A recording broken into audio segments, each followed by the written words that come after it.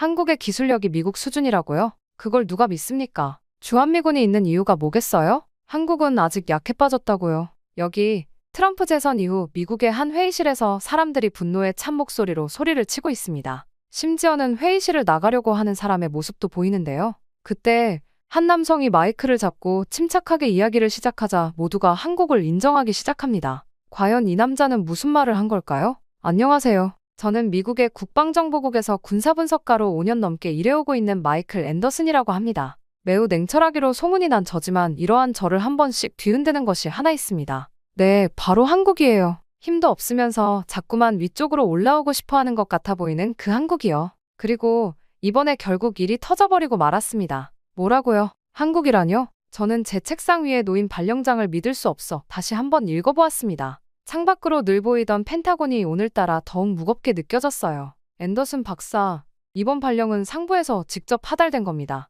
한 달 동안 한국의 방위산업 전반을 평가해 주시면 됩니다. 상관인 패터슨 국장의 목소리에는 어떤 변명의 여지도 없었습니다. 저는 한숨을 내쉬며 의자에 깊이 몸을 묻었죠. 러시아의 최신 극초음속 미사일 분석이 한창인 이 시점에 한국이라니. 그것도 한 달이나. K 방산이라면. 입술을 살짝 비틀며 말을 이었습니다. 그저 미국 무기를 모방하는 수준 아닌가요? 제 목소리에는 노골적인 불만이 묻어났어요. 솔직히 말씀드리면 머릿속은 한국에 대한 고정관념으로 가득했습니다. 삼성 휴대폰이나 현대 자동차는 알지만 군사 기술이라니요? 넥타이를 느슨하게 풀며 저는 속으로 비웃고 말았습니다. 솔직히 가수들 배출이나 핸드폰까지는 이해를 하겠어요. 그런데 방산이요? 한국 방산을 뭐하러 평가를 하나요? 이미 답은 나와 있잖아요. 분명히 평가는 최악일 거라고요. 아직도 주한미군이 주둔해 있는 것만 봐도 말 다 했죠. 그들은 스스로를 지킬 능력이 없어요. 그런데 뭐하러 어차피 저희가 지켜주고 있는 나라 평가를 따로 하러 가야 한다는 겁니까? 진짜 짜증이 나더라고요. 앤더슨 박사, 당신의 러시아 프로젝트는 톰슨에게 인계하게 될 겁니다. 이번 한국 평가는 매우 중요한 임무예요. 패터슨 국장의 말에도 제 표정은 여전히 어두웠어요. 창가로 다가가 발끝에 닿는 늦가을 햇살을 느끼며 멀리 보이는 포토맥 강을 바라보았죠. 러시아나 중국도 아닌 한국이라니. 하버드 박사 출신인 제 체면이 구겨지는 것만 같았습니다. 국장님, 혹시 제가 뭔가 실수라도 했나요? 아니면 제 분석에 문제가 있었던 건가요? 패터슨 국장은 고개를 저으며 답했습니다. 전혀 그렇지 않아요. 오히려 당신의 뛰어난 분석력 때문에 이번 임무를 맡기는 겁니다. 자리로 돌아와 노트북을 열었어요. 화면에는 한국의 방위산업에 대한 기존 보고서들이 줄지어 나타났죠. K전차, K고 자주포. 스크롤을 내리며 확인한 자료들은 하나같이 미국이나 유럽의 기술을 기반으로 한 것처럼 보였습니다. 이런 걸 보려고 한 달이나 필요할까요? 한국행 비행기 티켓을 예약하면서도 머릿속이 복잡했어요. 아시아에 대한 제 뿌리 깊은 편견, 이 불필요해 보이는 임무에 대한 불만, 그리고 무엇보다 제 커리어에 미칠 영향이 걱정됐죠. 벽에 걸린 하버드 박사학위 증명서가 마치 조롱하는 것 같았습니다. 그렇게 며칠 뒤 저는 인천공항에 도착했습니다. 코트 깃을 여미게 만드는 쌀쌀한 가을바람이 절 맞이했죠. 공항에는 주한미군 연락장교인 제임스 브라운 대위가 기다리고 있었습니다. 앤더슨 박사님, 환영합니다. 숙소는 용산 미군기지 내에 준비되어 있어요. 검은색 세단에 오르며 서울의 야경을 바라보았습니다. LED 조명으로 빛나는 빽빽한 고층 빌딩들, 끝없이 이어지는 현대적인 도시 풍경. 하지만 제 마음속에는 여전히 의문이 가득했어요. 이곳에서 과연 무엇을 발견할 수 있을까요? 그리고 왜 하필 이 시점에 한국의 군사력을 평가해야 하는 걸까요? 브라운 대위, 내일부터의 일정은 어떻게 되나요? 첫 방문지는 전투기 개발 현장입니다. 대한민국 공군과 한국항공우주산업이 공동으로 진행하는 프로젝트죠. 무심히 고개를 끄덕였지만 속으로는 여전히 회의적이었어요. 하지만 제가 곧 이런 생각이 얼마나 잘못된 것인지 깨닫게 될 줄은 몰랐죠. 용산기지의 숙소에 도착해 짐을 풀면서 노트북을 열었어요. 책상 위에 놓인 따뜻한 커피에서 김이 모락모락 피어올랐죠. 내일부터 시작될 한 달간의 임무를 위해 마지막으로 자료를 검토하려는 찰나 워싱턴에서 온 이메일 하나가 제 시선을 붙잡았습니다. 긴급 한국 방산 수출 실적 급증, 상세 분석 요망. 이메일의 내용은 간단했지만 첨부된 자료들은 제 고정관념을 조금씩 흔들기 시작했어요. 지난 5년간 한국의 방산 수출액이 폭발적으로 증가했다는 통계, 그리고 여러 국가들의 한국산 무기 도입 결정 소식들.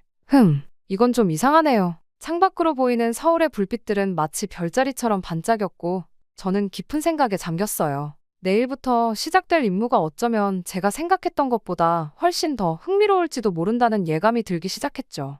테이블 위에 놓인 한국방산산업보고서를 다시 한번 집어들며 이번 임무가 제 인생을 완전히 바꾸어 놓을 거라는 건 전혀 예상하지 못했습니다. 다음 날 아침 일찍 저를 깨운 것은 창 너머로 들어오는 한국의 차가운 가을 햇살이었어요. 뜨거운 아메리카노 한 잔으로 워싱턴에서의 습관을 이어가며 서둘러 준비를 마쳤습니다. 곧 브라운 대위와 함께 경남 사천으로 향했죠. 차 안에서 태블릿으로 전투기 프로젝트 자료를 다시 한번 훑어보았어요. 푸른 하늘 아래로 펼쳐진 한국의 시골 풍경이 차창 밖으로 스쳐 지나갔습니다.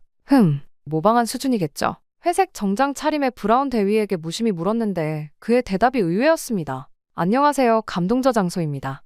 저희가 정말 괜찮은 기업을 소개해드리려고 하는데요. 바로 KS 오토플랜이라는 회사입니다. 사회 취약계층분들을 위해서 선한 영향력을 펼치고 있는 건 물론 이번에 구독자님들에게 저렴한 가격으로 차량을 구매하실 수 있게 타임 특가를 준비했다고 하는데요. 소렌토, 스포티지가 월 25만 원이라면 믿겨지십니까? 취득세, 자동차세, 정비비용, 보험료까지 모두 KS 오토플랜에서 책임지니 월 저렴한 비용만 내시고 차량을 이용하시면 됩니다. 차량 구매부터 기존 차량 처리까지 원스톱으로 도와드리고 있습니다. 저희 KS 오토플랜은 항상 고객님께 듣고 고객님으로부터 답을 찾아 고객님께 돌려드리겠습니다. 구독자 전용 이벤트 진행 중이니 놓치지 말고 고정 댓글을 확인해주세요. 박사님, 현장에서 직접 확인해보시면 좋을 것 같네요.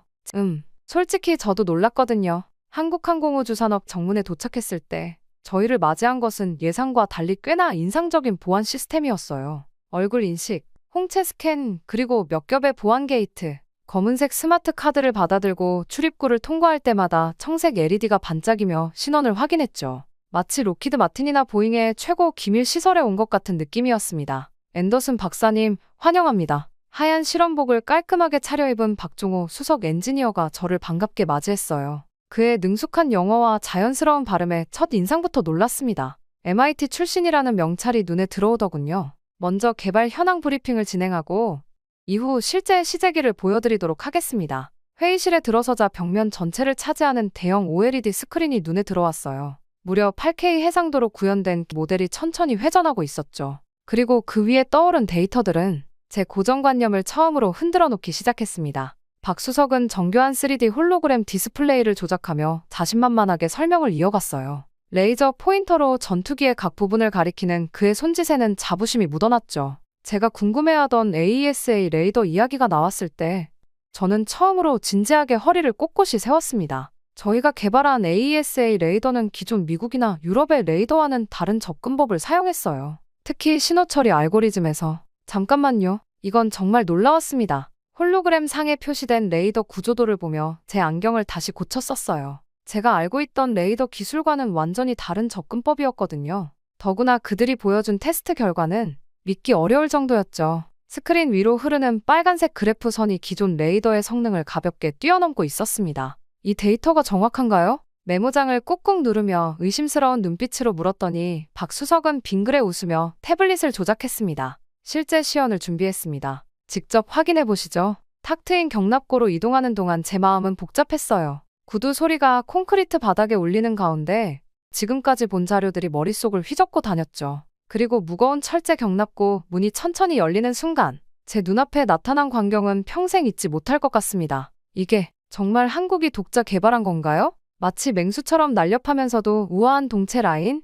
레이더 팔을 흡수하는 독특한 표면 처리까지 분명히 독자적인 기술이 느껴졌습니다. 특히 눈에 띈 것은 기수 부분의 레이더 포드 설계였죠. 손끝으로 차가운 기체 표면을 살짝 건드려 보니 독특한 질감이 전해져 왔습니다. 이쪽으로 오시죠. 실제 레이더 테스트 영상을 보여드리겠습니다. 관제실로 이동하면서 저는 계속해서 의문점들을 던졌어요. 노트북을 두드리는 제 손가락이 떨릴 정도였죠. 하지만 박수석의 답변은 모두 명쾌했고 그가 보여주는 실시간 테스트 데이터들은 지나치게 구체적이었습니다. 이건 단순한 과시가 아니었어요. 이 신호 처리 알고리즘은 독창적이네요. 모니터 속 복잡한 코드를 살펴보며 말했죠. 제 말에 박수석이 커피잔을 들며 웃었습니다. 사실 이건 빙산의 일각입니다. 저희가 개발한 전자전 시스템을 보여드려도 될까요? 그리고 그때부터였어요. 제가 정말 충격을 받기 시작한 것은 대형 스크린에 펼쳐진 전자전 시스템의 구조도는 제가 알고 있던 어떤 것과도 달랐습니다. 청색과 적색으로 표시된 신호 처리 다이어그램이 복잡하게 얽혀 있었고 그 모든 것이 기존의 접근법을 완전히 뒤엎는 혁신적인 설계였죠. 이런 접근은 생각도 못했네요. 어떻게 이런 발상을. 노트북을 내려놓으며 말을 잇지 못하고 있는 저를 박수석이 차분한 목소리로 설명을 이어갔습니다. 저희는 처음부터 다르게 생각했어요. 기존 시스템을 모방하는 대신 완전히 새로운 관점에서 접근했죠. 예를 들어 이 전자전 시스템의 경우 삼성전자의 반도체 기술과 LG의 신호처리 기술을 군사적으로 응용했습니다. 까만 커피를 한 모금 마시며 그의 설명을 듣는 동안 저는 점점 더 깊은 생각에 빠져들었어요. 책상 위에 놓인 제 분석 보고서 초안이 이제는 쓸모없어 보였습니다. 이건 단순한 기술 모방이 아니었어요. 그들은 정말로 독자적인 길을 걸어왔던 겁니다. 대형 스크린에 펼쳐진 테스트 비행 영상을 보는 동안 저는 손이 아플 정도로 계속해서 메모를 해야 했어요. 너무나 많은 새로운 정보들, 예상치 못한 발견들이 쏟아져 나왔거든요. 특히 인상적이었던 것은 그들의 문제 해결 방식이었습니다. 이 문제는 저희도 처음에는 막막했습니다. 하지만 조선 산업의 용접 기술과 자동차 산업의 정밀 가공 기술을 응용하면서 해결책을 찾았죠. 박수석의 이 말에서 한국의 진짜 강점이 무엇인지 깨달았어요. 공기 중의 감도는 금속 가공 냄새와 기계 소리 사이에서 그들은 단순히 군사 기술만을 개발한 것이 아니었습니다. 민간 기술과 군사 기술의 경계를 자유롭게 넘나들며 창의적인 해결책을 찾아내고 있었죠. 해가 저물어갈 무렵 예정에 없던 곳으로 안내를 받았습니다. 더블 도어를 지나 깊숙이 들어간 연구실은 마치 영화에서나 볼 법한 모습이었어요. 이곳은 저희의 차세대 프로젝트 연구실입니다. 보안상 자세한 설명은 어렵지만 푸른빛 모니터들 사이로 보이는 도면들과 수식들, 그리고 반짝이는 시제품들. 그곳에서 본 것들은 제 상상을 또 한 번 뛰어넘었어요. 그들은 이미 다음 단계를 준비하고 있었고 그 수준은 솔직히 말씀드리면 조금 두려울 정도였습니다. 서울로 돌아오는 차 안에서 저는 평소와 달리 아무 말도 할 수 없었어요. 창밖으로 스쳐 지나가는 저녁 노을도 브라운 대위의 질문도 귀에 들어오지 않았죠. 숙소에 도착해서 노트북을 켜고 오늘의 리포트를 작성하려 했지만 어디서부터 시작해야 할지 막막했습니다. 이건 완전히 다시 써야겠네요. 제 머릿속에 있던 한국의 군사 기술에 대한 모든 선입견이 하루 만에 완전히 무너져 버렸거든요. 창밖으로 보이는 서울의 야경이 마치 새로운 시각으로 보이기 시작했습니다. 그리고 이것은 시작에 불과했다는 걸 그때는 미처 알지 못했죠. 책상 위에 놓인 다음날 일정표를 보며 한국원자력연구원이라는 글자가 제 시선을 붙잡았습니다. 이제 겨우 첫날이 끝났을 뿐이라는 생각에 깊은 한숨이 나왔어요. 그리고 다음날 대전으로 향하는 KTX 안에서 어제의 충격이 아직도 가시지 않았어요. 노트북으로 한국원자력연구원에 대한 자료를 살펴보면서도 제 머릿속에는 여전히 어제 본 모습이 맴돌았죠. 창밖으로 지나가는 한국의 시골 풍경을 보며 생각에 잠겼습니다. 앤더슨 박사님, 도착까지 30분 정도 남았습니다. 브라운 대위의 말에 고개를 끄덕이며 자료를 다시 훑어보았어요. 원자력 기술이라 솔직히 말씀드리면 이번에는 크게 기대하지 않았습니다. 미국의 원자력 기술은 세계 최고 수준이니까요. 하지만 어제의 경험이 제 확신을 조금은 흔들어 놓았죠. 대전역에 도착해서 연구원으로 향하는 동안 도시 곳곳에서 보이는 연구단지들이 눈에 들어왔어요. 한국원자력연구원에 도착하자 김태준 박사가 우리를 맞이했습니다. 오늘은 더 놀라운 것들을 보여드리죠. 연구원 내부로 들어서자 처음 보는 장비들이 눈에 들어왔어요. 특히 제 시선을 사로잡은 건 거대한 원형 구조물이었죠. 이게 무엇인가요? 소형 모듈 원자로의 핵심 부품을 테스트하는 시설입니다. 저희만의 독특한 설계를 적용했죠. 김 박사는 복잡한 도면들을 보여주며 설명을 이어갔어요. 처음에는 반신반의하며 듣고 있었는데 점점 제 표정이 심각해지기 시작했습니다. 이건 제가 알고 있던 원자로 설계와는 전혀 달랐어요. 잠깐만요. 이 냉각 시스템은 기존 방식의 한계를 완전히 뛰어넘었죠. 우주 기술에서 힌트를 얻었습니다. 점심시간이 되어 연구원 구내식당으로 이동하는 길에 김 박사가 의미심장한 말을 던졌어요. 오후에는 ADD와 삼성전자, LG전자를 방문하실 예정이죠?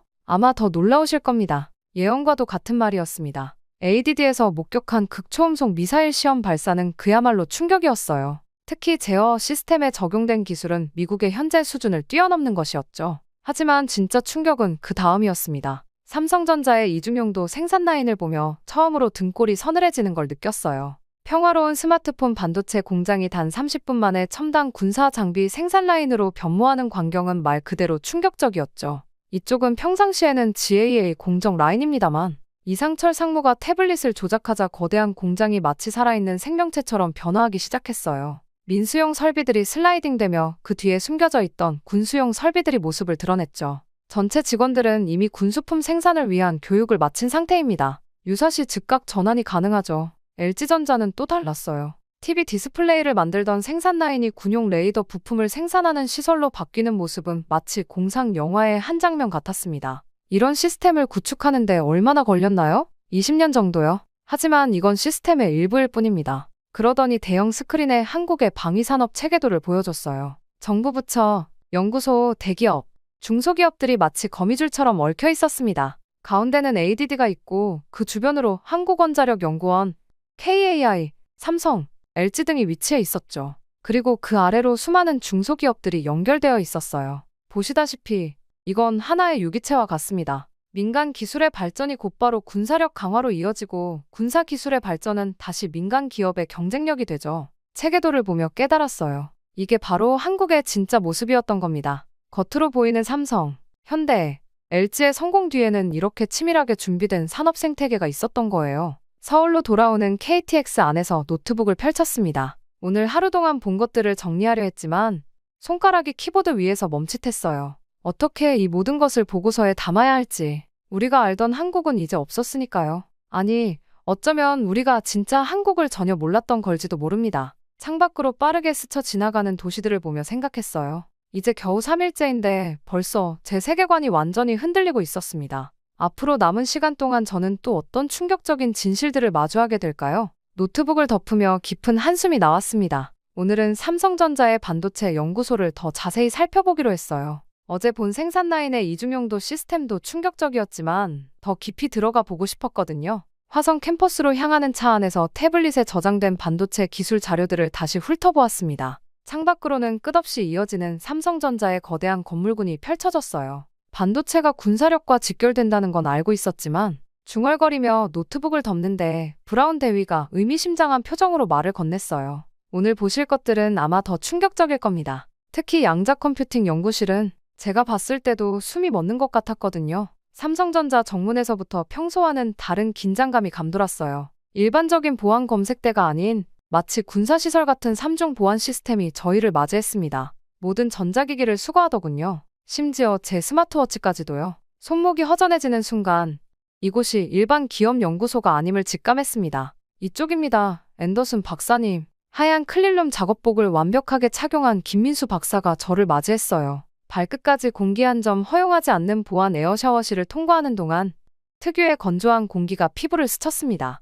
부스스 일어난 팔에 솜털이 다시 눕혀지는 걸 느끼며 이곳이 단순한 연구소가 아님을 다시 한번 실감했죠. 이곳은 GAA 산나노 공정 실험실입니다만 군사용으로는 김 박사의 손이 은은하게 빛나는 보안 패널에 닿았어요. 순간 무음으로 벽이 회전하며 새로운 공간이 드러났습니다. 마치 첨단 영화 세트장 같은 광경이었죠. 청색 LED가 빼곡히 박힌 벽면을 따라 시선을 옮기는데 숨이 턱 막혔어요. 양자 얽힘을 이용한 암호화 시스템과 더불어 이중용도로 설계된 AI 반도체들입니다. 평상시에는 일반 스마트폰용 AI 칩으로 사용되지만 김 박사가 화면을 전환하자 투명 OLED 디스플레이에 믿기 힘든 수치들이 춤추기 시작했어요. 신경망 구조가 마치 살아있는 생명체처럼 변화하면서 민간용 패턴에서 군사용 시스템으로 전환되는 과정이 실시간으로 표시됐죠. 잠깐만요. 이 전환 속도는 어떻게 가능한 거죠? 목소리가 떨리는 걸 감추지 못한 채 물었습니다. 이중 구조로 설계했기 때문입니다. 평상시에는 상단 레이어만 활성화되고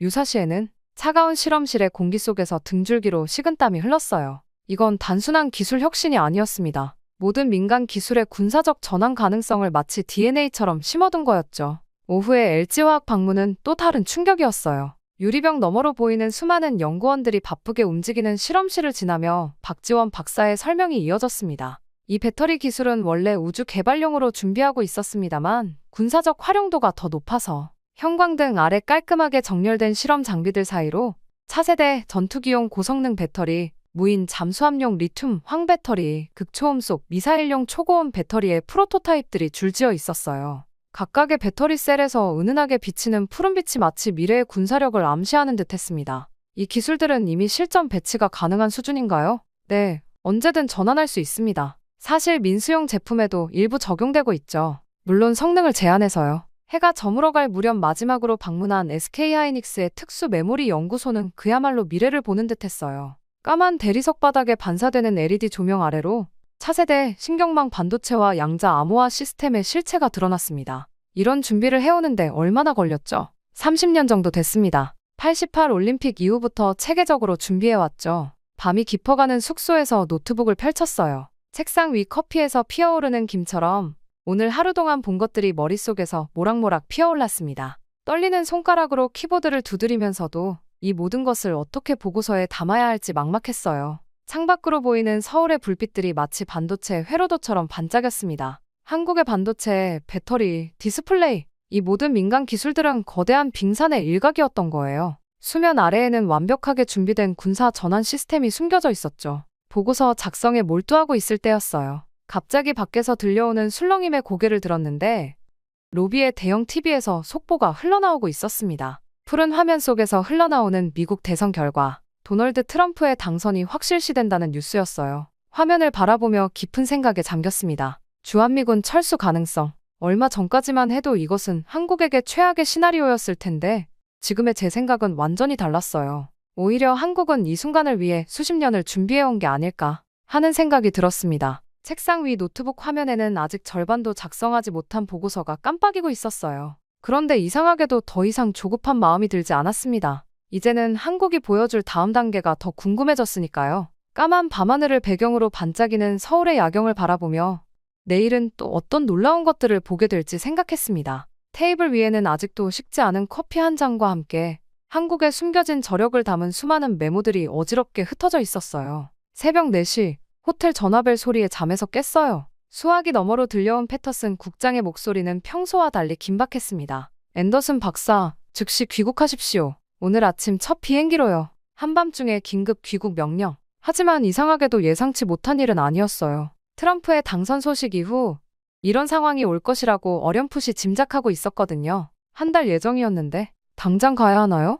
네, 대통령 당선인이 주한미군 철수 가능성을 언급했습니다. 당신의 분석이 긴급하게 필요해요. 서둘러 짐을 챙기는 동안에도 머릿속은 복잡했어요. 지난 며칠간 본 것들이 마구 뒤섞여 있었죠. 인천공항으로 향하는 차 안에서 태블릿을 켰어요. 브라운 대위가 건넨 차가운 아메리카노를 마시며 지난 며칠간의 메모들을 다시 읽어보았습니다. 대위, 당신은 어떻게 생각하나요? 한국의 실제 군사력이. 솔직히 말씀드리면 저도 많이 놀랐습니다. 특히 그들의 이중용도 기술은. 브라운 대위의 말을 들으며 고개를 끄덕였어요. 새벽 5시에 서울은 이미 깨어나고 있었죠. 도로 위로 부지런히 움직이는 사람들, 24시간 돌아가는 공장들. 이제는 다르게 보였습니다. 이 모든 것이 전환 가능한 군사력이라는 걸 알게 된 후로는요. 비행기에 올라 노트북을 펼쳤어요. 14시간의 비행시간 동안 보고서를 완성해야 했습니다. 창밖으로 멀어지는 한국의 불빛을 바라보며 키보드를 두드리기 시작했죠. 한국의 군사력 평가 보고서.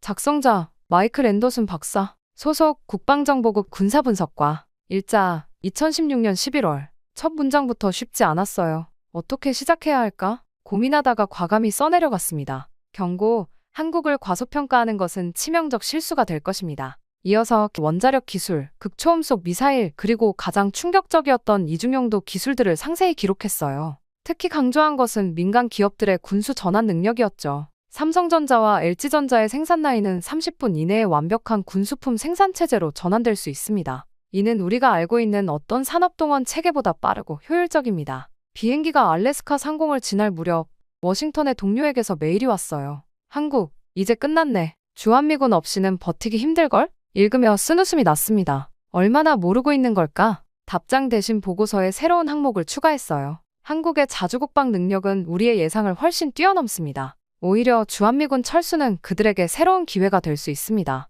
그들은 이미 충분히 준비되어 있습니다. 시애틀 상공에서 보고서의 마지막 부분을 작성했습니다. 손가락이 키보드 위에서 잠시 멈칫했어요. 결론, 우리는 한국을 너무 오랫동안 과소평가해왔습니다. 그들은 더 이상 우리의 보호가 필요한 약소국이 아닙니다. 오히려 우리가 경계해야 할 정도의 기술력과 산업력을 보유하고 있습니다. 특히 다음 사항에 주목해야 합니다. 워싱턴 덜레스 공항에 도착하자마자 국방부 차량이 저를 기다리고 있었어요. 차 안에서 패터슨 국장의 전화를 받았습니다. 1시간 후에 긴급 회의입니다. 참모총장들이 모두 모일 예정이에요. 노트북을 닫으며 깊은 숨을 내쉬었습니다. 제가 전하려는 메시지가 그들에게 제대로 전달될까요? 한국이 더 이상 작은 동맹국이 아니라는 것을, 오히려 우리가 그들의 진정한 힘을 몰랐다는 것을. 펜타곤으로 향하는 차 창밖으로 흐린 하늘이 보였어요. 이제 곧 폭풍이 몰아칠 것 같은 그런 하늘이었습니다. 마치 제가 전하려는 메시지처럼요. 가방 안에 보고서를 꽉 쥐며 생각했습니다. 그래, 이제 그들의 눈을 뜨게 해줄 시간이야.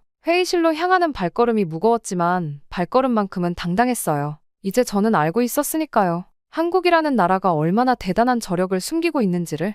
회의실 문 앞에 서서 마지막으로 보고서를 훑어보았습니다. 이 보고서가 앞으로 미국의 대한 정책을 완전히 뒤바꿔 놓게 될 거란 걸 그때는 미처 알지 못했죠. 펜타곤 1층 3층의 회의실 문을 열자 숨죽인 긴장감이 느껴졌어요. 평소엔 한두 명이 자리를 비우기 마련인 긴급회의였지만 오늘만큼은 모든 좌석이 가득 찼습니다. 합참의장을 비롯한 각 군 참모총장들, 국방정보국 수뇌부, 심지어 NSC 관계자들까지 저를 바라보는 그들의 눈빛에서 의구심이 느껴졌죠. 앤더슨 박사님, 시작하시죠. 패터슨 국장의 말에 자리에서 일어났어요. 준비해온 프레젠테이션 자료를 띄우며 잠시 숨을 골랐습니다. 제가 지금부터 할 이야기가 이 회의실을 어떻게 뒤흔들지 알고 있었거든요. 결론부터 말씀드리겠습니다. 프롤로그도 없이 바로 본론으로 들어갔어요. 한국은 더 이상 우리의 보호가 필요 없는 나라입니다. 공군 참모총장이 자리에서 일어났어요. 앤더슨 박사, 그게 정말이라면 우리가 어떻게 몰랐을까요? 바로 그겁니다, 장군님.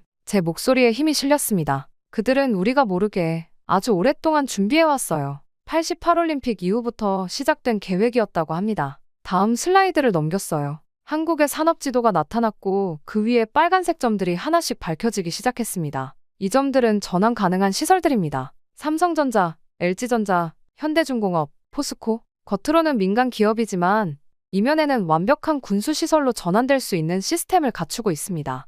회의실에서 낮은 탄성이 흘러나왔어요. 해군 참모총장이 안경을 고쳤으며 물었습니다. 그렇다면 트럼프 당선인의 주한미군 철수 발언에 대해서는? 네, 바로 거기로 가려고 했습니다. 화면에 새로운 그래프들을 띄웠어요. 주한미군 철수는 우리가 생각하는 것만큼 한국에 치명적이지 않을 겁니다. 오히려 잠시 숨을 고르고 말을 이었습니다. 오히려 이것은 그들에게 기회가 될 수 있습니다. 그들은 이미 충분한 준비가 되어 있어요. 자체 개발한 무기체계, 세계 최고 수준의 전자전 능력, 그리고 무엇보다 마지막 슬라이드를 보여줬습니다. 한국의 산업과 군사시설이 하나로 연결된 거대한 네트워크 지도였어요. 이것입니다. 완벽한 민군 통합 시스템이죠. 우리도 갖고 있지 않은 수준의 통합된 산업 군사 복합체입니다. 회의실이 술렁이기 시작했어요. NSC 관계자 한 명이 손을 들었습니다. 그렇다면 우리에 대한 정책은 전면 재검토가 필요합니다. 단호하게 말했어요. 더 이상 그들을 보호해야 할 동맹국으로 보는 관점은 버려야 합니다.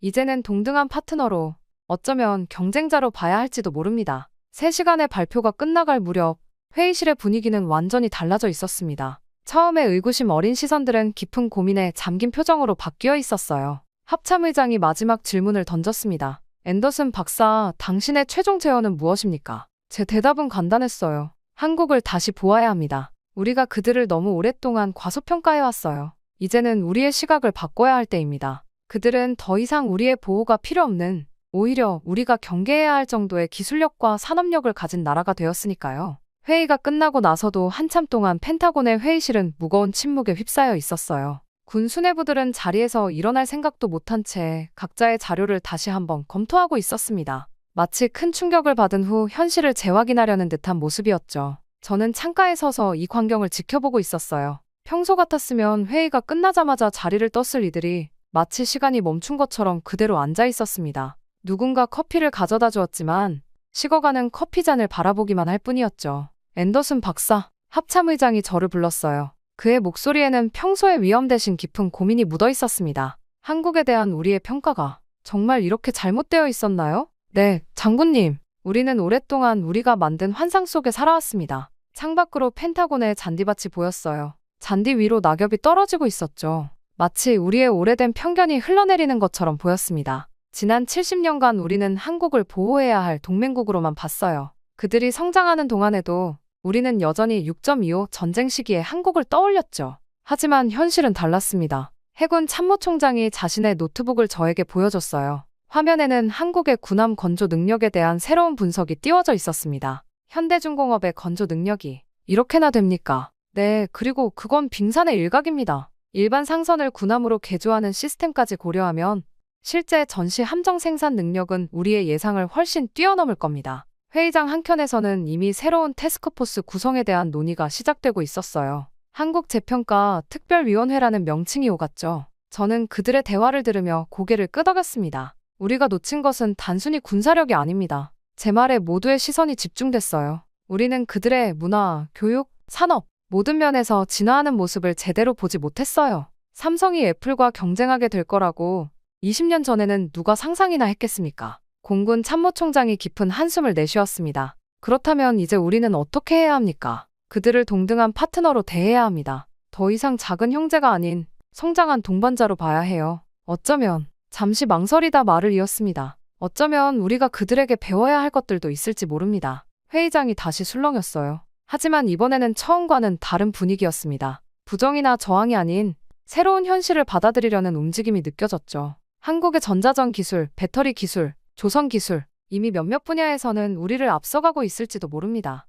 패터슨 국장이 일어나 화이트보드 앞으로 걸어갔어요. 매직펜으로 새로운 제목을 썼습니다. 한미 동맹 재정립 계획, 이제부터가 진짜 시작입니다. 우리는 완전히 새로운 관점에서 한국을 봐야 해요. 창밖은 어느새 저녁이 되어 있었습니다. 펜타곤의 불빛이 하나둘 켜지기 시작했어요. 마치 우리의 인식이 새롭게 밝아지는 것처럼 보였죠. 회의장을 나서는 길에 NSC 관계자 한 명이 다가왔습니다. 앤더슨 박사, 당신의 보고서가 역사적인 전환점이 될 것 같네요. 고개를 끄덕이며 생각에 잠겼어요. 한국에서의 마지막 날, 서울의 야경을 바라보며 든 생각이 떠올랐습니다. 그때 이미 예감했던 거죠. 이것이 단순한 보고서가 아닌 새로운 시대의 시작이 될 거라는 것을. 펜타곤을 나서는 길에 마지막으로 돌아보았어요. 70년 동안 이어져 온 한미동맹이 이제 새로운 단계로 접어들 거란 걸 알 수 있었습니다. 더 이상 보호자와 피보호자가 아닌 진정한 동반자로서 말이죠. 차에 오르며 마지막으로 문자 하나를 보냈어요. 한국에서 저를 도와주었던 브라운 대위에게였습니다.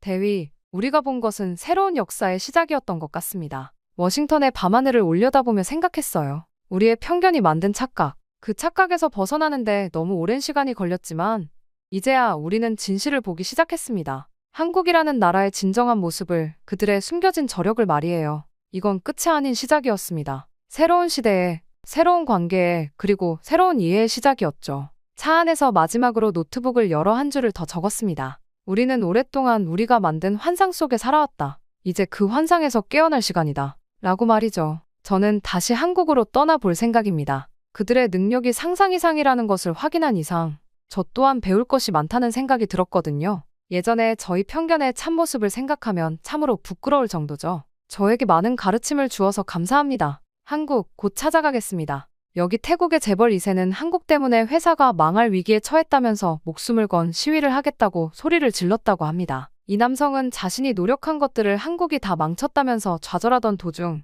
우연히 만나게 된 한국인 임원에게 충격적인 진실을 듣게 된 후 한참 동안 눈물을 흘리며 그 자리를 떠날 수 없었다고 합니다. 도대체 그는 그 임원에게 무슨 이야기를 듣게 된 것이었을까요? 바로 사연 들려드리겠습니다. 안녕하세요.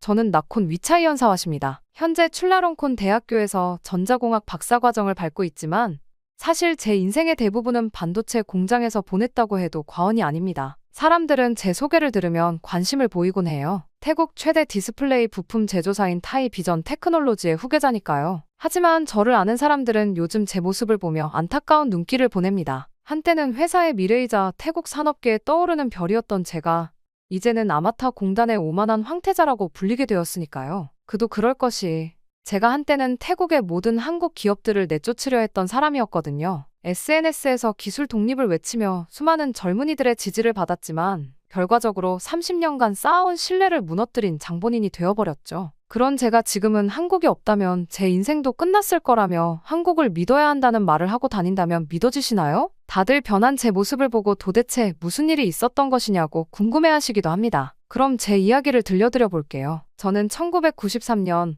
아버지가 타이 비전 테크놀로지를 설립하신 그 해에 태어났습니다. 어머니는 종종 그때 이야기를 들려주시곤 했어요. 아버지가 LG 디스플레이와의 첫 미팅을 앞두고 처음으로 정장을 맞추시던 날 제가 태어났다고 하더군요. 어쩌면 그때부터 저희 운명은 이미 정해져 있었는지도 모릅니다. 저희 집은 아마타 공단에서 차로 10분 거리에 있었어요. 어린 시절 저희 놀이터는 다른 아이들의 것과는 달랐습니다. 거대한 크린룸과 반짝이는 OLED 패널들, 하얀 방진복을 입은 엔지니어들이 제 일상이었죠. 5살 때 아버지는 저를 위해 특별히 제작한 미니 방진복을 선물해 주셨어요. 그때 찍은 사진이 아직도 아버지 집무실에 걸려 있답니다. 나콘, 이게 바로 우리의 미래야. 아버지는 늘 그렇게 말씀하시며 제게 기술의 중요성을 강조하셨어요. 다른 아이들이 장난감 자동차를 가지고 놀 때 저는 시제품에서 나온 OLED 패널 조각들을 보물처럼 모으고 있었습니다. 특히 연구소장이셨던 쏨차이 박사님의 영향이 컸어요. 그분은 제게 단순한 상사가 아닌 인생의 스승이었습니다. 방학 때마다 저를 위해 특별한 실험들을 준비해 주셨죠. LED 회로를 직접 만들어 보는 것부터 시작해서 간단한 디스플레이 패널의 작동 원리까지 가르쳐 주셨어요. 그분 덕분에 저는 어릴 때부터 전자공학의 매력에 푹 빠져들 수 있었습니다. 초등학교 시절,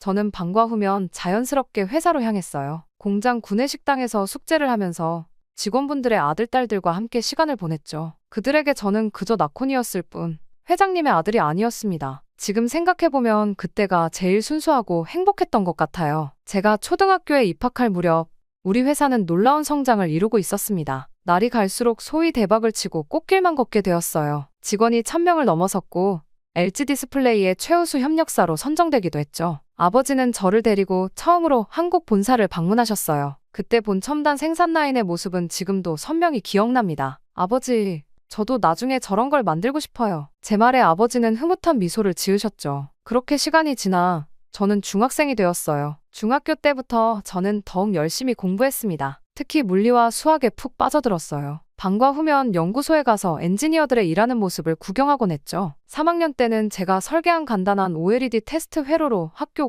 과학경진대회에서 금상을 받기도 했습니다. 쏨차이 박사님의 도움이 컸지만 그때의 성취감은 정말 특별했어요. 그렇게 저는 어느새 고등학생이 되었고 저희 회사는 이미 태국 최대의 디스플레이 부품 제조사로 성장해 있었습니다. 직원이 5,000명을 넘어섰고 매출은 연간 100억 파트를 돌파했죠. 저는 자연스럽게 전자공학을 전공으로 선택했고 출라롱콘 대학교에 진학했습니다. 그렇게 태국의 명문대학교에 진학한 저는 제 인생의 황금기를 보내고 있었습니다. 전자공학과 수석 입학생이라는 타이틀은 저에 대한 모든 사람들의 기대를 한층 더 높였죠. 하지만 솔직히 말씀드리면 그때 저는 그 기대가 전혀 부담스럽지 않았어요. 오히려 즐겼던 것 같습니다. 방학 때마다 저는 우리 회사에서 인턴십을 했어요. 다른 인턴들과 똑같이 현장에서 시작했습니다. 하지만 그들과 달랐던 점이 하나 있다면 저는 이미 이 공장의 모든 공정을 꿰뚫고 있었다는 거죠. 어린 시절부터 놀이터처럼 뛰어다녔던 이곳의 모든 기계와 공정이 저에겐 마치 제 몸의 일부 같았어요. 그리고 그렇게 헛되게 시간을 보내지 않았던 제 노력들이 보답이라도 하듯 같이 학교를 다니는 동기들보다도 더 뛰어난 실력을 일찌감치 갖추게 되었습니다. 나콘 씨, 이제 많이 컸네요. 연구소의 선배들이 저를 반갑게 맞아주었죠. 그들의 눈빛에는 진심 어린 애정이 담겨 있었습니다. 특히 쏨차이 박사님은 제가 설계한 회로도를 보시고는 깜짝 놀라시더군요. 대학교 3학년생의 수준이라고 믿기 힘들어. 그의 칭찬은 저를 더욱 날아오르게 만들었습니다. 그렇게 시간이 흘러 3학년 때 제가 개발한 플렉서블 OLED 검사 시스템은 회사에 큰 주목을 받았어요. 당시 플렉서블 디스플레이는 업계의 최신 트렌드였고 불량률 관리가 가장 큰 과제였죠. 제 시스템은 AI 기술을 활용해 불량 패턴을 자동으로 감지하고 분류했습니다. 이는 검사 시간을 60% 단축시켰고 정확도는 98%까지 높였어요. 아버지는 처음으로 저를 정식 이사회에 참석하게 하셨습니다. 우리 회사의 미래를 이끌어갈 인재가 바로 여기 있습니다. 아버지의 소개 이사들은 박수를 보내주었죠. 그때의 성취감은 이루 말할 수 없었습니다. 그렇게 졸업 후 저는 도쿄 대학 석사 과정으로 진학했어요. 거기서 마이크로 LED 기술을 연구했죠. 당시만 해도 생소했던 이 기술이 미래 디스플레이 산업의 게임 체인저가 될 것이라고 확신했거든요. 2년간의 연구 끝에 저는 새로운 마이크로 LED 전사 공정을 개발했고 이 기술은 즉시 특허 출원되었습니다. 귀국 후 저는 곧바로 연구소 책임연구원으로 발탁되었어요. 31세라는 젊은 나이에 부소장까지 오르게 되었죠. 주위에서는 제가 너무 빨리 승진했다는 말들도 있었지만 저는 그런 소리에 신경 쓰지 않았습니다. 제 능력으로 이룬 성과라고 자부했으니까요. 특히 자랑스러웠던 건 제가 개발한 기술들이 실제 생산 라인에 적용되어 성과를 내는 걸 볼 때였습니다. 불량률은 크게 감소했고 생산성은 30% 이상 향상되었죠. 매출은 역대 최고치를 경신했고 저는 태국 30대 유망 경영자에 선정되기도 했어요. 그때까지만 해도 저는 제 앞날이 꽃길만 펼쳐질 것이라 생각했습니다. 하지만 그 모든 게 자만이고 교만이었다는 걸 몰랐어요. 매일 아침 거울을 보며 넥타이를 매던 저는 제가 얼마나 많은 것을 부모님과 회사로부터 물려받았는지를 잊어가고 있었습니다. 그저 제 능력만을 과신했죠. 성공이 주는 달콤한 독에 취해 저는 점점 더 위험한 생각에 늪으로 빠져들고 있었어요. 한편 방콕은 여전히 한국 문화의 열풍 속에 있었습니다. 시암 스퀘어의 쇼핑몰은 한국 화장품과 패션 브랜드로 가득했고 길거리의 LED 전광판에서는 K-팝 아이돌들의 영상이 끊임없이 흘러나왔죠. 저는 그날도 평소처럼 출근길에 커피를 사러 들른 카페에서 한국 드라마 OST를 듣고 있었어요. 나콘 부소장님, 오늘 오후에 본사 화상 미팅 있습니다. 비서의 리마인드를 받고 제 시선은 자연스럽게 책상 위 계약서로 향했습니다. LG 디스플레이와의 새로운 기술이전 계약서였죠. 매출의 5% 로열티, 작년 기준으로만 5억 바트가 넘는 금액이었어요. 역시 한국 기업들이야. 기술도 좋지만 장사는 더 잘하는 것 같아. 옆자리에 타완 선배가 쓴웃음을 지으며 말했습니다. BTS나 블랙핑크로 전 세계 젊은이들의 마음을 사로잡더니 이제는 기술로 우리 같은 개발도상국을 사로잡고 있잖아. 들어보니 그의 말에는 묘한 뼈가 있었어요. 실제로 최근 태국 산업계에서는 이런 목소리가 조금씩 커지고 있었거든요. 한국이 문화로 아시아를 장악하더니 이제는 기술로 경제 식민지를 만들어가고 있다는 거였죠. 부소장님은 모르시겠지만 점심시간 연구소의 젊은 엔지니어가 조심스럽게 말을 꺼냈어요. 한국 기술 고문들이 우리를 어떻게 대하는지 아세요? 마치 자기들이 식민지 관리자라도 된 것처럼 군림하더라고요. 저는 그날 오후 회의실에서 그들의 말을 실감할 수 있었습니다. 한국 본사와의 화상회의에서 우리 태국 엔지니어들의 의견은 거의 반영되지 않았고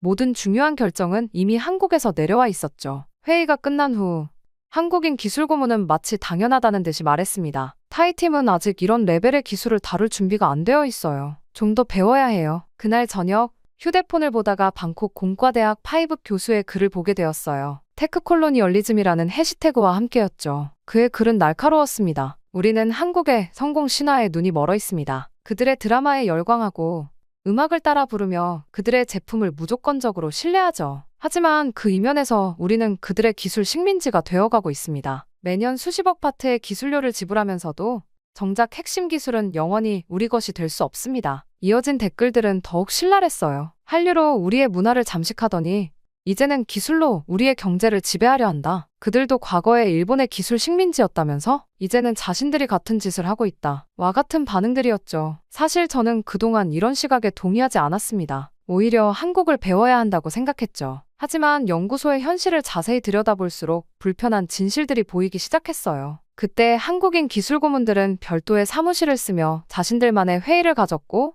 핵심 기술 문서들은 우리에게 공개되지 않았습니다. 급여 차별은 더욱 심각했죠. 동일한 직급에서 한국인 임원의 연봉은 태국인의 2.3배, 각종 수당까지 포함하면 3배에 달했어요. 그들의 모습을 보면서 저는 너무 불공평하고 한국인들이 갑질을 하고 있다는 생각이 들었습니다. 그래서 저는 아버지를 찾아갔습니다. 아버지, 우리가 정말 그들과 동등한 파트너인가요? 아니면 그저 값싼 노동력을 제공하는 하청업체에 불과한 건가요? 그때 아버지는 한참을 말씀이 없으셨어요. 그러다 천천히 입을 여셨습니다. 나콘, 넌 아직 세상을 너무 단순하게 보고 있어. 우리가 이만큼 성장할 수 있었던 건 한국 때문이라는 걸 알아야 한다고. 하지만 저는 더 이상 아버지의 말씀에 귀 기울일 수 없었습니다. 이미 제 마음속에서는 새로운 불꽃이 타오르고 있었으니까요. 우리도 할 수 있다. 우리도 그들처럼 기술 강국이 될 수 있다. 그런 생각들이 떠올랐고 새로운 시도를 했습니다. 그날 밤 저는 처음으로 SNS에 글을 쓰기 시작했습니다. 제목은 우리는 언제까지 디지털 식민지로 살 것인가 였죠. 하지만 그때 저는 몰랐습니다. 이 글이 가져올 파장이 얼마나 클지, 그리고 그것이 우리 모두의 운명을 어떻게 바꾸게 될지를. 새벽 3시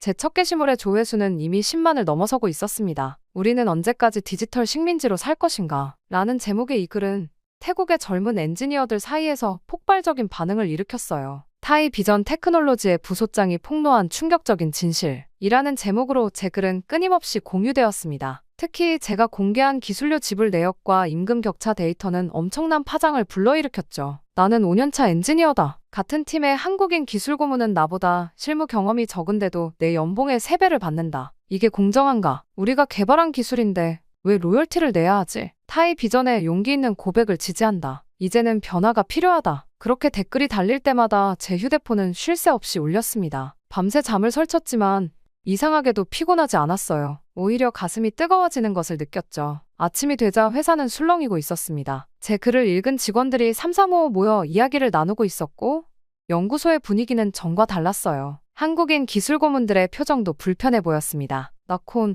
잠깐 이야기 좋겠나? 쏨차이 박사님이 저를 찾아오셨어요. 그분의 표정은 복잡해 보였습니다. 자네가 쓴 글, 읽어봤네. 사실이 아닌 것은 아니야. 하지만 그분의 말씀은 끝까지 듣지 못했습니다. 제 두 번째 글이 이미 업로드되고 있었거든요. 태국의 기술 발전을 가로막는 것들이라는 제목의 이 글에서 저는 더 구체적인 사례들을 공개했습니다. 우리 연구진이 개발한 신기술이 한국 본사에 검토라는 이유로 1년 넘게 보류되어 있다. 핵심 기술 문서는 여전히 한국어로만 작성되며 태국 엔지니어들의 접근이 제한된다. 현지화 기술이라고 하지만 실상은 단순 조립에 가까운 수준이다. 이 글은 전작을 뛰어넘는 반향을 일으켰습니다. 24시간 만에 50만 공유를 기록했고 주요 언론에서도 관심을 보이기 시작했어요. 테크프리덤이라는 새로운 해시태그가 태국 전역을 뜨겁게 달구기 시작했죠. 부소장님, 저희도 함께하고 싶습니다. 연구소의 젊은 엔지니어들이 하나둘씩 저를 찾아왔어요. 그들의 눈빛에는 열정이 가득했습니다. 우리도 더 이상 이대로는 못 참겠습니다. 며칠 사이에 제 팔로워 수는 100만을 넘어섰고 태국의 주요 대학에서는 기술 독립 세미나가 열리기 시작했습니다. 심지어 일부 정치인들도 이 문제에 관심을 보이기 시작했죠. 하지만 모든 반응이 긍정적인 것은 아니었습니다. 회사 내부에서는 우려의 목소리도 커져갔어요. 특히 오랜 시간 한국 기업들과 관계를 맺어온 시니어 임원들의 반응은 차가웠습니다. 나콘, 자네는 지금 불필요한 갈등을 만들고 있어. 한 임원이 저를 불러 충고했죠. 우리가 쌓아온 신뢰가 무너지면 그 피해는 고스란히 우리에게 돌아올 걸세. 아버지의 반응은 더욱 심각했습니다. 내가 무슨 짓을 저지르는지 알기나 하니? 처음으로 아버지의 목소리에서 분노를 느낄 수 있었어요. 30년간 쌓아온 관계가. 하지만 그때 저는 이미 돌이킬 수 없는 강을 건너고 있었습니다. 매일 저는 새로운 글을 올렸고 그때마다 태국의 젊은이들은 뜨겁게 반응했어요. 제 글은 이제 단순한 기술 문제를 넘어 태국의 자존심 문제로 확대되어 갔습니다. 우리는 더 이상 누군가의 하청 공장이 되길 거부한다. 태국의 기술자들에게 자유를, 디지털 식민지에서 벗어나자. 제 슬로건은 시위 현장의 피켓이 되었고 대학가의 구호가 되었습니다. 상황은 제가 예상했던 것보다 훨씬 더 빠르게, 더 크게 번져나갔어요. 그리고 마침내 그 불길은 우리 회사에도 번지기 시작했습니다. 연구소의 젊은 엔지니어들이 처음으로 파업을 제안했을 때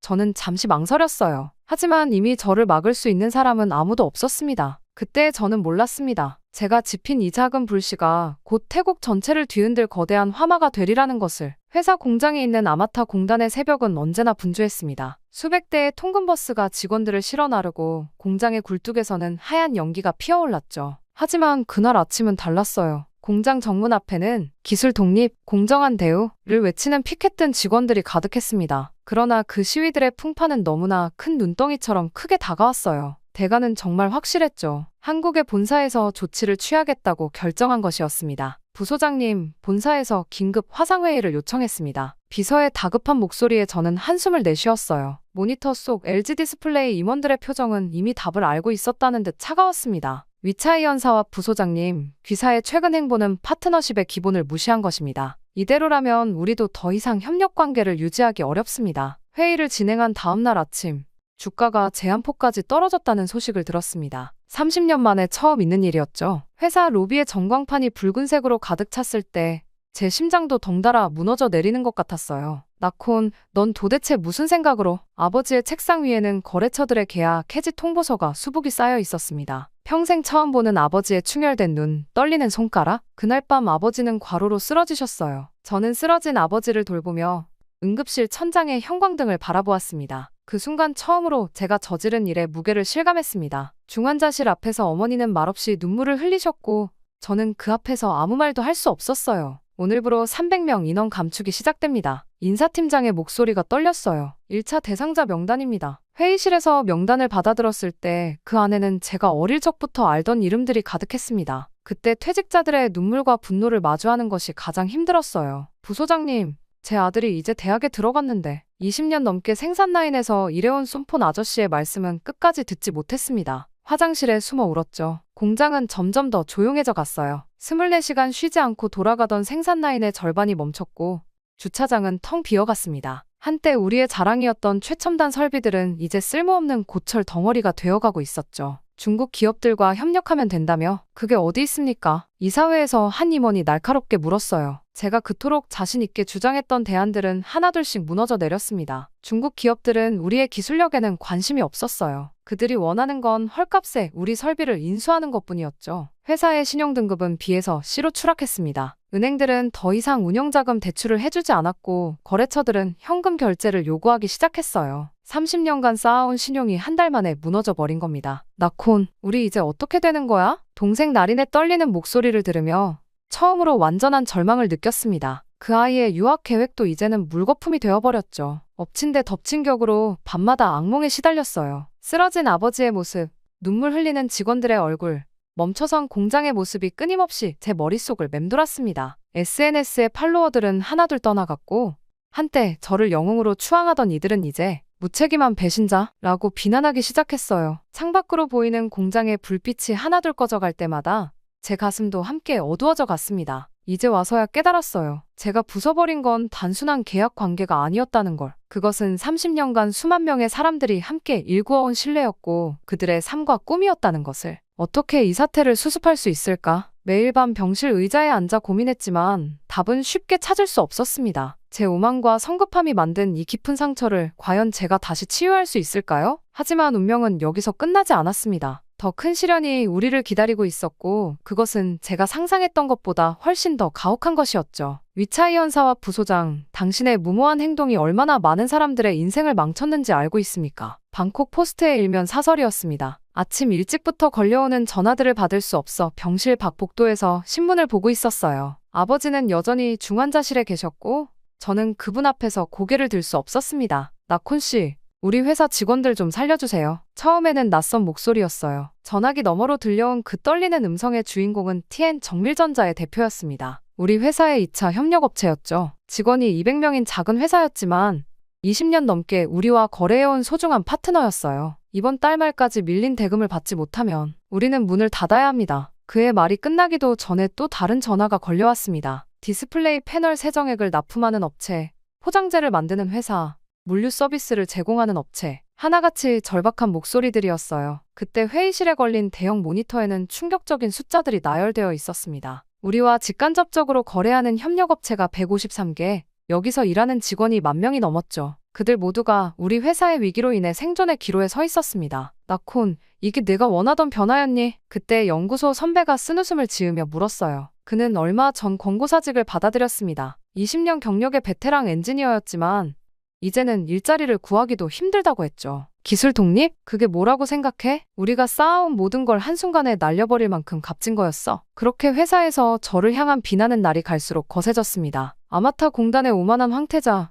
무책임한 반란의 대가, 신문과 방송의 비판은 계속되었고 한때 저를 영웅처럼 추앙하던 SNS의 팔로워들도 등을 돌리기 시작했어요. 혁명가인 줄 알았더니 그저 철없는 재벌 2세였네. 당신의 무모한 도전이 수많은 가정을 파괴했습니다. 책임져 주세요. 우리 가족의 생계를. 댓글창은 원망과 분노로 가득했습니다. 매일 밤 그 댓글들을 읽으며 잠들지 못했어요. 제가 옳다고 믿었던 것들이 어쩌면 그저 철없는 오만이었을지도 모른다는 생각이 들기 시작했습니다. 방콕 증권거래소는 우리 회사의 주식 거래를 정지시켰어요. 종가 기준 시가총액이 석 달 만에 70%나 폭락했다는 이유였죠. 여기에 투자했던 수많은 개인 투자자들의 원성이 터져 나왔습니다. 평생 모은 퇴직금을 다 날렸어요. 자녀 학자금을 위해 투자했는데 주주총회장 앞에서 시위하는 소액주주들을 바라보며 제 어깨는 점점 더 무거워졌습니다. 제가 저지른 실수는 단순히 한 회사의 위기로 끝나지 않았어요. 그것은 마치 도미노처럼 연쇄적인 파장을 일으키고 있었죠. 람차방의 한 아파트에서 협력업체 대표가 극단적인 선택을 했다는 소식을 들었을 때 저는 처음으로 완전한 절망을 느꼈습니다. 그는 20년 넘게 운영해온 회사가 부도 위기에 처하자 나콘, 이제 어떻게 할 거니? 그때 어머니의 떨리는 목소리가 제 가슴을 찔렀습니다. 병실 창밖으로 보이는 도시의 불빛들이 그날따라 유난히 차갑게 느껴졌어요. 제가 비가 내리는 병실 창가에 기대어 서 있을 때였습니다. 간호사가 조심스럽게 문을 두드렸어요. 위차이 연사와 부소장님, 김준호 소장님이라는 분이 찾아오셨습니다. 순간 긴장이 됐어요. 김준호 소장은 LG 디스플레이 방콕연구소의 수장이었고 지난 25년간 태국의 디스플레이 산업을 이끌어온 핵심 인물이었습니다. 아버지의 오랜 친구이기도 했죠. 나콘군, 많이 힘들지? 질책할 거라고 생각했던 제 예상과 달리 그의 목소리에는 따뜻함이 묻어 있었어요. 손에는 정성스럽게 포장된 과일 바구니를 들고 계셨죠. 아버지의 병실을 함께 지나면서 그는 잠시 발걸음을 멈추고 깊은 한숨을 내쉬었습니다. 커피 한잔 할까? 병원 카페테리아에서 김 소장은 오래된 사진 한 장을 꺼내 보여주었어요. 1993년 아버지와 그가 함께 찍은 사진이었습니다. 지금의 타이 비전 테크놀로지가 있기 전 단 30명의 직원으로 시작했을 때의 모습이었죠. 그때 태국에는 디스플레이 검사 장비 하나 다룰 줄 아는 엔지니어도 없었어. 내 아버지와 나는 밤새워가며 기술 교육을 했지. 직원들 한 명 한 명의 이름을 외우고 그들의 가족 이야기도 나눴다네. 김 소장의 이야기는 계속되었습니다. 제가 몰랐던 혹은 알고 싶지 않았던 진실들이 하나둘씩 드러났어요. 나콘, 넌 우리가 기술료로 5%를 받는다고 분노했지. 하지만 그 돈의 60%가 다시 태국 현지 R&D 센터로 투자된다는 건 알고 있었나? 처음 듣는 이야기였습니다. 매년 10명의 태국 엔지니어들이 한국에서 연수를 받고 있어. 그들의 숙소비, 교육비, 체재비 모두 기술료에서 나오는 거야. 우리는 단순히 돈을 벌러 온 게 아니었어. 진정한 파트너를 키우고 싶었다네. 그의 태국어는 서툴렀지만 진심이 느껴졌어요. 특히 충격적이었던 건 우리 회사의 특허 현황이었습니다. 지난 10년간 타이 비전이 출원한 특허가 몇 개인지 아나? 총 238개. 그중 167개가 LG 디스플레이와의 공동 특허야. 우리는 기술을 독점하지 않았어. 함께 발전하길 원했지. 저는 말문이 막혔습니다. 제가 그토록 비난했던 기술 착취의 실체가 사실은 이런 것이었다니. 베트남 얘기 들어봤나? 그들은 처음부터 우리를 신뢰했어. 기술 이전에 대한 의심도 없었고 임금 격차에 대한 불만도 없었지. 그들은 먼저 배우고 그 다음에 요구하는 순서를 지켰어. 김 소장의 말씀은 계속되었습니다. LG 디스플레이가 베트남에 새로운 R&D 센터를 설립하는 과정, 그들이 보여준 열정과 신뢰, 그 이야기를 들으며 제 뺨으로 뜨거운 것이 흘러내렸어요. 기술 협력은 결혼과 같은 거야. 서로를 믿고 존중해야 해. 한쪽이 의심하고 비난하기 시작하면 그 관계는 회복하기 힘들어지지. 창밖으로 비가 그치고 있었습니다. 마치 제 마음의 먹구름도 함께 거치는 것 같았어요. 나콘, 넌 아직 젊어. 실수를 했더라도 그걸 인정하고 바로잡을 용기가 있다면 아직 늦지 않았어. 자리에서 일어나며 김 소장은 마지막 한마디를 덧붙였습니다. 내일 난 베트남으로 떠나. 새로운 R&D 센터를 맡게 됐거든. 태국에서의 30년이 이렇게 끝나는 게 참 아쉽구나. 그날 밤 저는 처음으로 제 SNS에 모든 글을 삭제했습니다. 그리고 새로운 글을 쓰기 시작했어요. 저는 그동안 진실의 절반만을 보고 있었습니다. 새벽 3시, 저는 떨리는 손으로 키보드를 두드렸습니다. 병실 침대에서 잠든 아버지의 숨소리를 들으며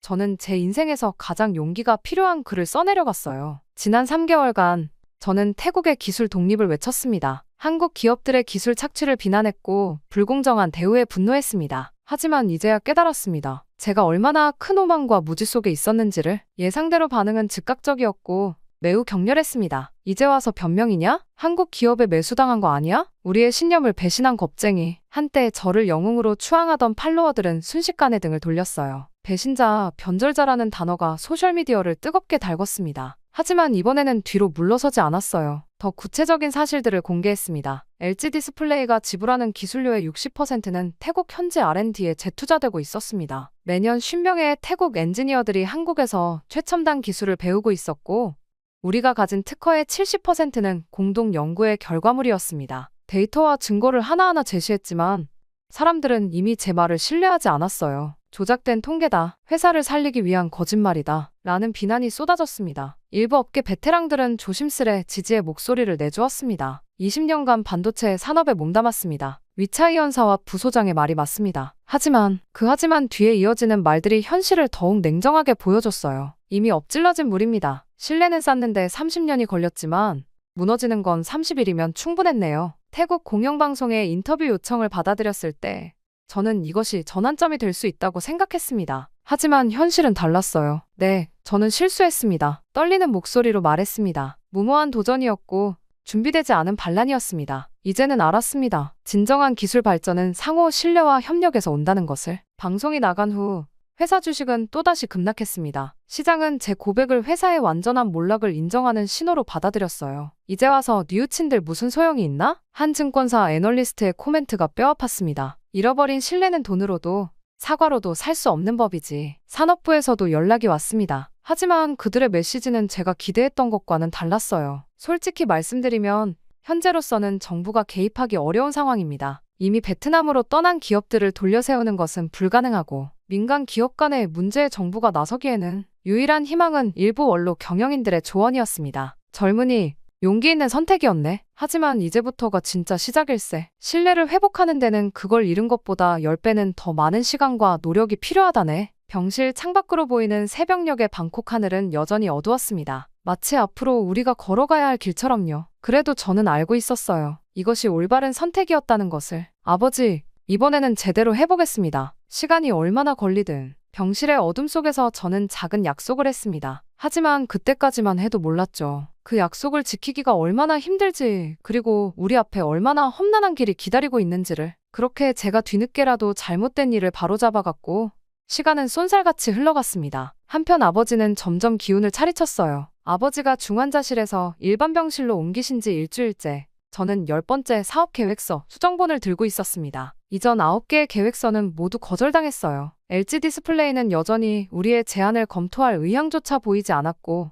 태국 산업부의 반응도 차가웠습니다. 위차이 연사와 부소장님, 현실적으로 생각하셔야 합니다. 산업부 과장의 말씀이 아직도 귓가에 맴돕니다. 한번 무너진 신뢰를 회복하는 데는 몇 년이 걸릴 수도 있어요. 지금은 기다리는 것 말고는. 현실은 냉혹했습니다. 공장 가동률은 여전히 30%를 넘지 못했고 퇴사한 핵심 인력들은 대부분 베트남의 새로운 협력사들로 자리를 옮긴 상태였어요. 남아있는 직원들의 사기도 바닥이었죠. 나콘, 솔직히 말해주게. 쏨차이 박사가 커피를 건네며 말했습니다. 우리가 살아날 수 있을까? 저는 그래서 새로운 협력 모델을 제안하기 위해 LG 디스플레이 본사를 찾아갔지만 문전박대 당했습니다. 그들의 반응은 당연했어요. 제가 SNS에 올렸던 글들이 아직도 인터넷에 떠돌아다니고 있었으니까요. 미안하지만 현재로서는 어떤 논의도 어렵습니다. 이메일로 온 답변은 차가웠어요. 귀사와의 신뢰관계가 완전히 무너진 상황에서 은행들의 태도는 더욱 냉정했습니다. 우리의 신용등급은 여전히 회복될 기미를 보이지 않았고 당장의 운영자금조차 마련하기 힘들었어요. 부소장님,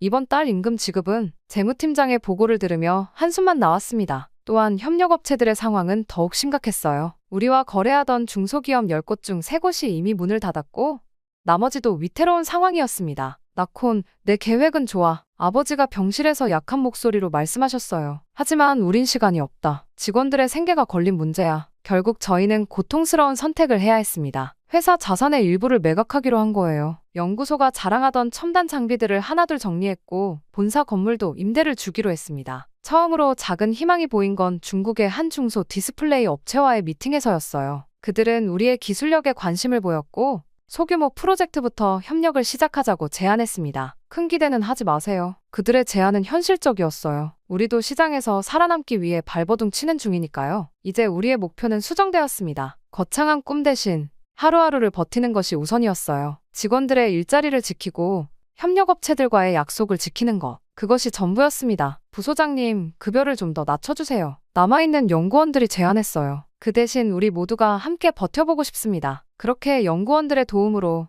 남아있는 자금으로 작은 프로젝트들이 하나둘 시작되었습니다. 중국, 대만의 중소기업들과 협력하며 틈새 시장을 공략했어요. 매출은 예전의 10분의 1도 안 되었지만 적어도 회사는 살아있었습니다. 우리가 다시 일어설 수 있을까요? 어느 직원이 물었을 때 저는 처음으로 솔직하게 답했습니다. 모르겠습니다. 하지만 우리가 할 수 있는 건 오늘 하루를 최선을 다해 버티는 것뿐이에요. 한편 아버지는 어느새 퇴원을 하셨습니다. 아버지는 여전히 휠체어에 의지한 채 출근하셨어요. 예전에 카리스마 넘치던 모습은 찾아볼 수 없었지만 그래도 이제는 웃음을 되찾으셨어요. 특히 오늘은 특별한 날이었습니다. 나콘, 준비됐나? 아버지와 그날 임시 회의실로 향했습니다. 간단한 테이블과 의자 몇 개가 전부인 임시 회의실. 우리 회사의 본관은 이미 매각되어 창고 건물 한 켠으로 사무실을 옮긴 상태였어요. 하지만 오늘만큼은 이 초라한 공간도 특별하게 느껴졌습니다. 순간 화상회의 화면에는 LG 디스플레이의 임원들이 떠올랐어요. 1년 만에 첫 공식 미팅이었습니다. 먼저 다시 한번 사과드립니다. 제 목소리는 여전히 떨렸습니다. 지난 1년간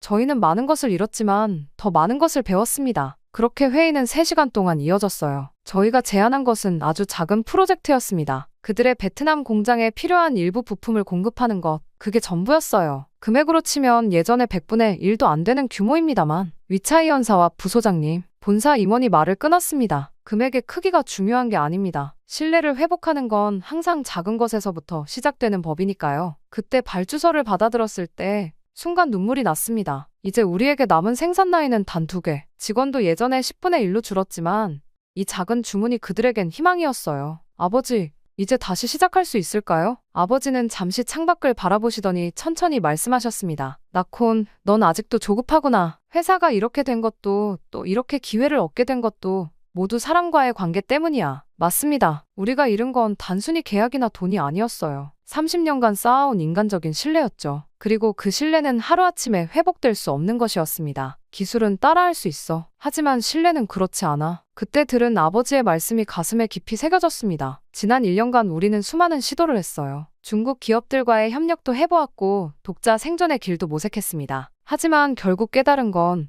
진정한 파트너십의 가치였어요. 작은 발주서 하나로 모든 것이 해결된 것은 아닙니다. 우리는 여전히 빚더미에 앉아있고 대부분의 핵심 인력들은 돌아오지 않았어요. 공장의 대부분은 여전히 멈춰있는 상태죠. 하지만 이제는 압니다. 성급한 변화가 아닌 차근차근한 신뢰 회복이 필요하다는 것을. 그리고 그 과정에서 가장 중요한 건 겸손과 인내라는 것도요. 부소장님, 3번 라인 재가동 준비가 끝났습니다. 저는 오늘도 생산팀장의 보고를 들으며 공장을 바라봅니다. 예전에 찬란한 불빛은 없지만 작은 불빛 하나가 다시 켜지기 시작했어요. 그리고 이 작은 불빛 하나가 우리에겐 전부였습니다. 이봐, 타완, 자네 생각은 어떤가? 그렇게 퇴사했던 타완 선배가 파트타임 고문으로 돌아왔습니다. 그의 대답은 단순했어요. 시간이 필요할 겁니다. 하지만 이번에는 제대로 된 길을 가고 있는 것 같네요. 저는 이제 매일 아침 아버지를 부축하며 함께 나란히 출근했습니다. 그리고 매일 밤 작은 불빛이 켜진 공장을 바라보며 생각해요. 우리가 잃어버린 것들, 그리고 새롭게 배우고 있는 것들에 대해 그런 생각이 들었습니다. 성공이란 건 거창한 혁신이나 극적인 변화가 아닐지도 모른다고요. 어쩌면 그것은 매일매일의 작은 신뢰, 그리고 그 신뢰를 지켜나가는 꾸준한 노력, 바로 그것일지도 모르겠네요. 저는 지금까지 휘몰아쳤던 수많은 일들을 떠올려 보았습니다. 한국 기업들과의 30년, 그들은 우리에게 단순한 비즈니스 파트너 이상이었습니다. 지금 돌이켜보면 그들은 우리에게 진정한 스승이었던 것 같아요. 처음에 저는 그들의 기술력만을 배우려 했습니다. 하지만 정작 그들이 우리에게 가르쳐준 건 눈에 보이지 않는 것들이었어요. 제조업의 혼,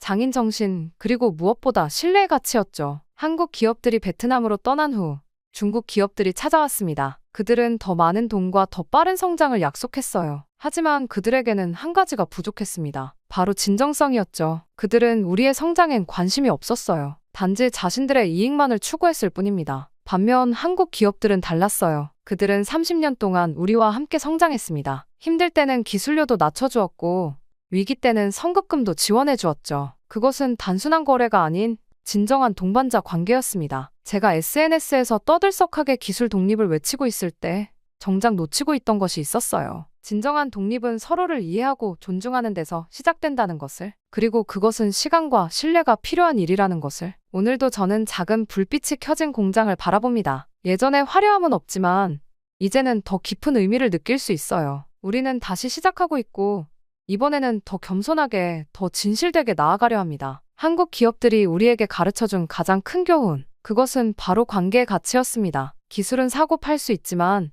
신뢰는 그렇게 할 수 없다는 것. 진정한 혁신은 홀로 이루는 것이 아니라 함께 만들어가는 것이라는 사실을 이제야 깨달았네요. 제 이야기는 여기까지입니다. 끝까지 제 이야기를 들어주신 모든 분들께 감사의 말씀 전하고 싶습니다. 만약 주변에 저와 같은 실수를 하신 분이 계시다면 이 이야기를 들려주셨으면 좋겠습니다. 저 또한 겸손함을 잃을 때마다 이 사연을 들으러 찾아올 것이라고 약속드리겠습니다. 감사합니다. 행복하세요.